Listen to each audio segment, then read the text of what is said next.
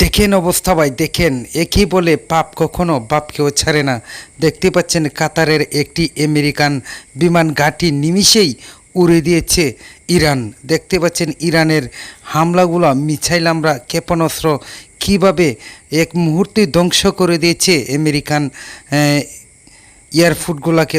দর্শক দেখতে পাচ্ছেন, আসলে আল্লাহ বলেছেন যে ছেড়ে দেন, কিন্তু ছেড়ে দেন না। দেখতে পাচ্ছেন প্রত্যেকটা মানুষের পাপের হিসাব দুনিয়াতেই করে যেতে হয়। পাপ করেছেন, গুনাহ করেছেন, মরার পরে কী পাবেন আমি জানি না, তবে আমরা জানি, চোখে দেখেছি, গুনার বোঝা যত ভারী হবে ততই আপনার মৃত্যু যন্ত্রণা ততই ভয়ঙ্কর হবে। যে ইসরায়েলি ফিলিস্তিনির উপরে যেভাবে নির্মম আঘাত করেছে, হাজার হাজার লক্ষ লক্ষ মানুষকে নির্মমভাবে হত্যা করেছে, নিরীহ শিশুগুলোকে প্রাণে মেরেছে, অনাহারে রেখেছে, সে ইসরায়েল আজ কান্নায় বুক বাসাচ্ছে ইরানের আঘাতে। দেখেন ইসরায়েলের অবস্থা চিরতরে ধ্বংস হয়ে যাচ্ছে।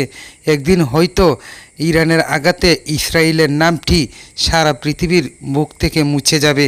দর্শক দেখেন, পাপ কখনো বাপকে ছাড়ে না, এটাই তার বাস্তব প্রমাণ। যারা আমাদের ইসলাম ধর্মের লোক রয়েছেন অবশ্যই লাইক কমেন্ট শেয়ার করে আশা করি আমাদের পাশে থাকবেন, ইরানকে সহযোগিতা করবেন। ইসরায়েলের অবস্থা ইতিমধ্যে খুবই ভয়ঙ্কর এবং দেখতে পাচ্ছেন একের পর এক আমেরিকান বিমান ঘাঁটিকে ধ্বংস করার প্রতিশ্রুতিবদ্ধ হয়েছে ইরান। ইতিমধ্যে কাতারের একটি বিমান ঘাঁটিতে সুন্দরভাবে আঘাত করেছে এবং উড়িয়ে দিয়েছে ইরানের মিসাইল হামলা কিংবা ক্ষেপণাস্ত্র। দর্শক সবাইকে অসংখ্য ধন্যবাদ আমাদের পাশে থাকার জন্য।